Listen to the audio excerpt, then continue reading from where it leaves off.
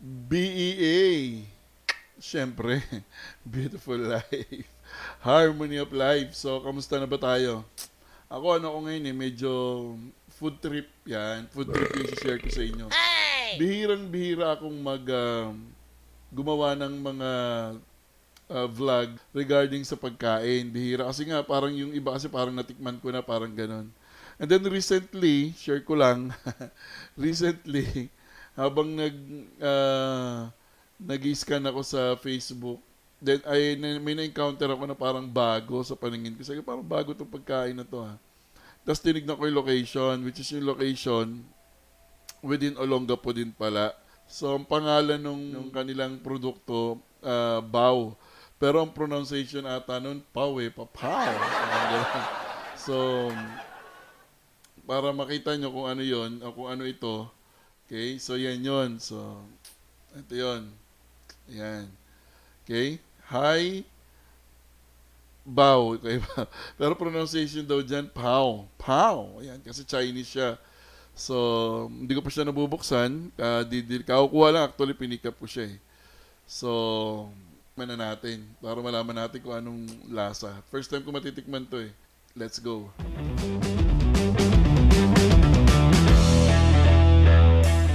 Guapaw! So, welcome back. Titikman na natin yung pinag-uusapan natin kanina. Yung tinatawag na bao. Okay, so sabi ng kausap ko, galing daw to sa Taiwan. Okay, so yung ganito hindi mismo galing sa Taiwan to ha. Binili ko lang to. Pero yung pagkain daw na to originated sa Taiwan, yung ganitong klaseng ingredients or ganitong klaseng pagkakagawa ng food. Okay, so sa Taiwan, ang tawag daw ay guapaw. Di ka guapaw ba? Guabaw? Please mag-comment nga kayo ha. Kung ano bang tamang pronunciation dyan, guapaw ba? Guapaw. Pero yan yung spelling. Yung nakikita nyo na yan, yan yung spelling. Yung guapaw. Okay, so ibig sabihin may pork siya. Pork siya. Tapos kapareho niya yung pau. So yun yung parang ibig niyang sabihin sa madalit salita. So first time ko siya matitikman. No? So ganito yung itsura niya pag diniliver sa'yo. Ganito rin yung pag pinik up mo, ganito rin. Kaya sa akin, pinik up ko siya para makatipid ako ng konti since nasa bayan din naman ako na dumaan na rin ako doon. So, parang personalized siya kasi may ano siya, may ganyan siya. Okay? Medyo blur. Okay, so nakalagay dyan yung pangalan mo. Tapos may nakalagay na thank you. Okay? So, para tayong para tayong mag-unbox, no? Para tayong mag-unbox nito. Okay? Buksan na natin. At nangangamoy na siya eh. Nangangamoy na siya, Food delights. Okay. Wow. Uy, maganda yung kanyang lalagyan.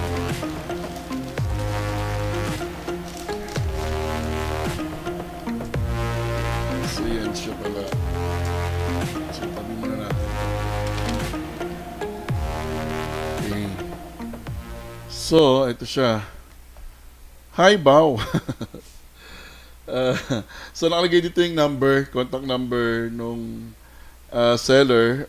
Makikita nyo rin dyan sa link sa baba nitong vlog na to. Makikita nyo rin yung link kung gusto nyo tikman. Pero titikman ko pa lang siya ngayon. Okay, so buksan natin, tignan natin laman sa loob. Okay, so let's open the close. Wow. Okay, so ito pala itsura niya. Hindi ko alam kung malinaw sa inyo ha. Hindi ko alam kung malinaw yung itsura. Pero ganito pala itsura niya. So, yung in-order ko kasi, tatlo siya. Parang 199 lang ata siya itong tatlo na to. Pero pwede kang order ng bawat isa. Parang siya, 70 pesos isa. So kung titignan ko, parang, hindi naman parang, talagang malalaki yung ingredients niya. So ito yung pork, and then spicy chicken. So, dalawang klase yung in-order ko. So parang, looks mouth-watering. So, titikman na natin siya ngayon. So parang siyang, yung labas niya, so parang kaparehas talaga niya yung siopaw. Pow pow. Okay. So, unahin natin tong pork.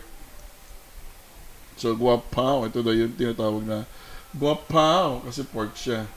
Okay? Okay, so, tikman na natin.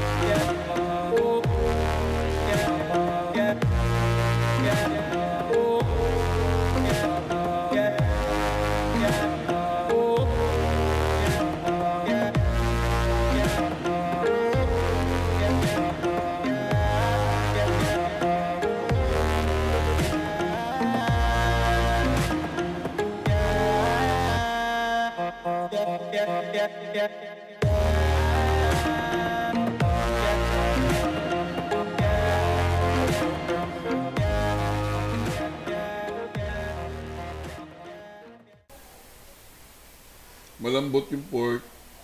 At the same time, yung lasa niya nga pang hindi siya pang Filipino na taste, pero masarap. Masarap siya. Kung gusto mong tumikim ng ibang lasa, nasa yun. Kasi nga from Taiwan yung ganitong klase na in-offer nila from Taiwan. So, tingin pa tayo.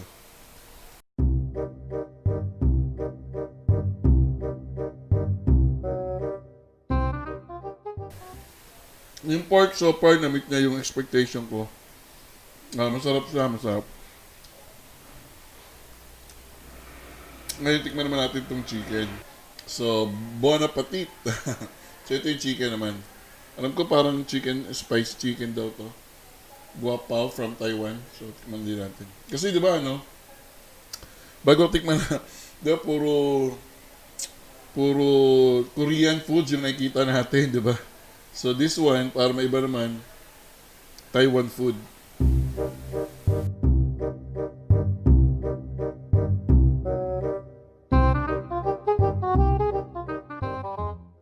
Ano siya?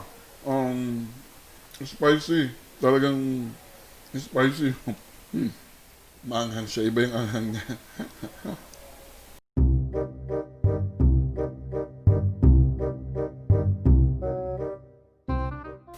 Para naman sulit, ubusin ko to. So, meron pa akong isa. Tikman natin to. Ihuli ko tong pork ulit, ulit chicken.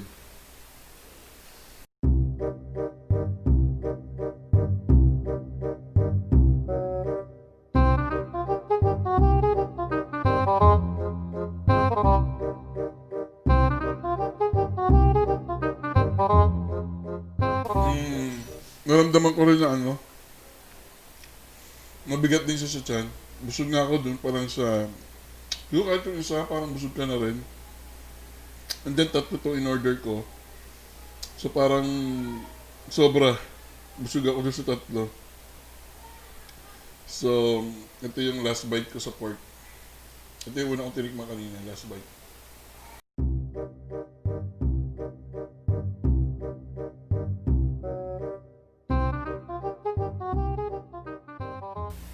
Okay. Sarap. Okay, verdict. Ano masasabi ko dun sa bao? Okay. Unang-una, packaging, okay. Social, no? Social yung packaging niya. Social. And second thing, maayos yung preparation. So, tatlo yung... Sa isang box na to, tatlo yung... Pag yung in-order mo, yung three mix na bao. Okay, so tatlo siya. Pwede ka rin umorder ng single. Parang 70 pesos ata yung single. Pero ito in-order ko tatlo, 199 pesos. Kung sulit ba? Yes, para sa akin. Sulit siya. Sulit. Masarap. Busog ako. Malaki yung cut ng pork. Parang hindi siya tinipid. Yung chicken, malaki din yung cut niya. Hindi yung parang tinipid yung ingredients niya. Tapos yung pinakapaw, masarap siya. Malambot.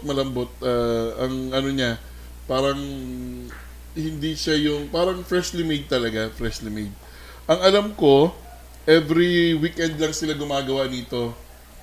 Kaya parang kumukuha sila ng order during weekdays and then weekend lang sila di-deliver or for pick up nitong product nila. Okay? So masarap. Try nyo, wag puro Korean foods ha. Wag puro Korean foods. Try din natin ibang pagkain. So Taiwan to ha. Taiwan food naman tong Pao. Bao siya pero pronunciation daw Pao. So guapao. So isa sa pinakakilalang street food sa Taiwan. Yan. Guapao. Pao. Okay, so ang pangalan ng kanilang Facebook page ay Bao. Hi Bao. Okay, so makikita nyo rin yung link dyan sa baba, sa description sa baba. Makikita nyo yung link kung gusto nyo i-try. Okay, lalagay ko rin yung contact number nila kung gusto nyo i-try. You decide for yourself. But for me, masarap siya. Hindi ko masasabi na sobrang sarap, pero nasatisfy niya yung taste buds ko. Nasatisfy niya yung taste buds ko. So, ibig sabihin, pwede akong order ulit. Yan yung point. So, kayo depende. Kasi nga, Taiwan, ulitin ko ha, Taiwan itong pagkain na to. So, iba yung panlasa natin mga Pilipino, pero masarap siya as street food sa Taiwan. Para sa akin, masarap siya. So, nire-recommend ko siya kung gusto nyo tikman. Itong Hi Bao. Okay, so Beautiful Life, Harmony of Life. So, minsan ganyan lang naman tayo sa Beautiful Life. No? Ina-appreciate natin yung, kasi nga, di ba, part ng Beautiful Life yung pag-discover, yan, ng mga pagkain, yan, mga bagay-bagay sa paligid natin. So, it can enhance also yung ating pakiramdam. Katulad niyan, itong natikman ko sa Taiwan food. So, masarap siya. So, para sa akin, bagong experience yun na masarap ma-appreciate, di ba? So, wow! Okay. So, Beautiful Life, Harmony of Life. So, minsan try ko ulit, share ko ulit ko ano pa yung mga ibang tinitikman ko mga foods. And then, sasabihin ko sa inyo kung ano yung tawag ito. Kung ano yung sa tingin ko. Yan.